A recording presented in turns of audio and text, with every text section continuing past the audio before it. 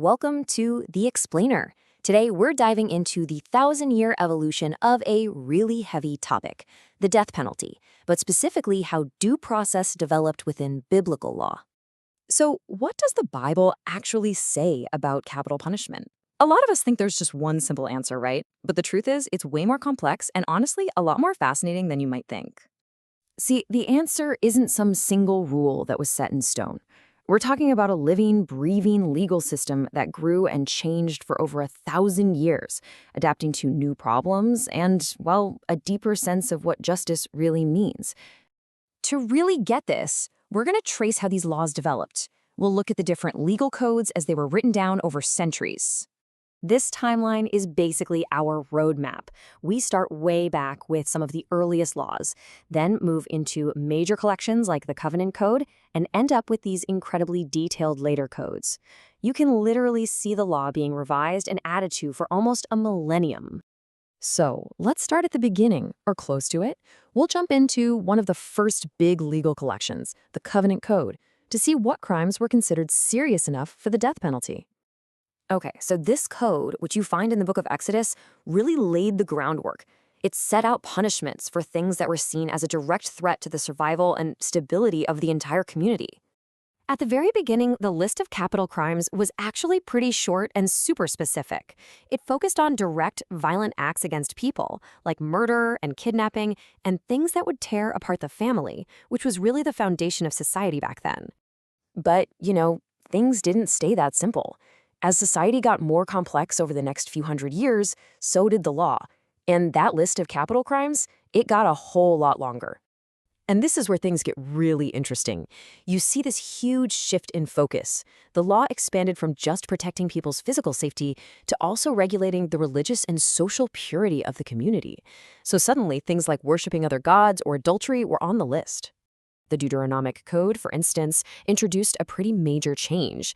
It's the first time you see it spelled out that if adultery happens, it's not just one person who gets punished. No, both the man and the woman involved were to be put to death. Okay, so you've got more laws and the punishments are getting harsher.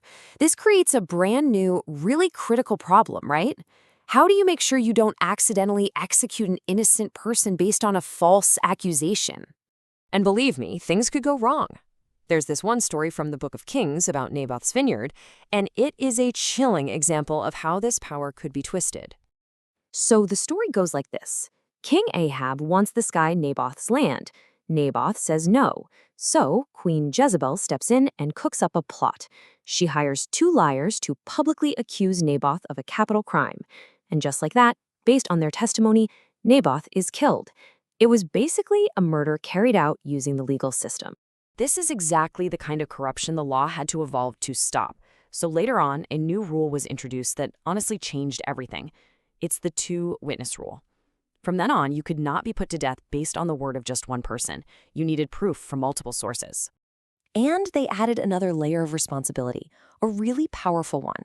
The witnesses who testified against the person had to be the first ones to cast a stone at the execution.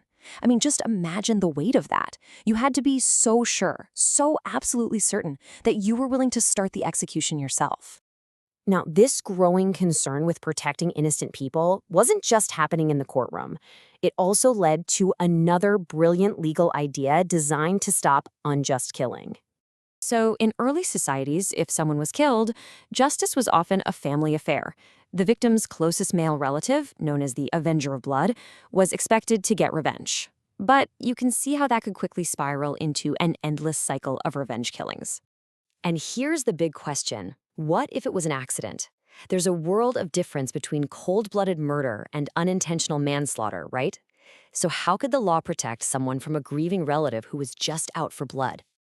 The solution they came up with was, for its time, absolutely revolutionary. A system of Cities of Refuge. You can think of them as legal safe zones, a way to hit pause on the revenge cycle and let a fair hearing take place.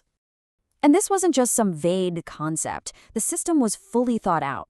Later texts name 6 of these cities, and they were strategically placed all over the land so that anyone who needed one could get to it quickly. The process was clear-cut. First, you had to run for your life to the nearest city. Once you were there, you got a real hearing in front of the community to figure out if the killing was truly an accident. If you were cleared, you could live safely inside the city walls. It effectively replaced personal vengeance with a public trial. That's due process. So when you step back and look at the whole thousand-year journey, what you see is this incredible transformation. The law grew from just a list of don'ts into a complex legal system with some really sophisticated procedures designed to find the truth. And it all seems to come back to this one powerful idea from one of the earliest codes: do not slay the innocent. That principle seems to be the engine that drove the development of safeguards like the two-witness rule and the Cities of Refuge, all in the service of protecting innocent lives. And all of this leaves us with a question that we still wrestle with today, doesn't it? How does a society balance that deep need for justice against the absolute duty to protect the innocent from the very system designed to protect them? The evolution of these ancient laws shows us this isn't a new problem. It's an ancient struggle, and it's right at the heart of civilization itself.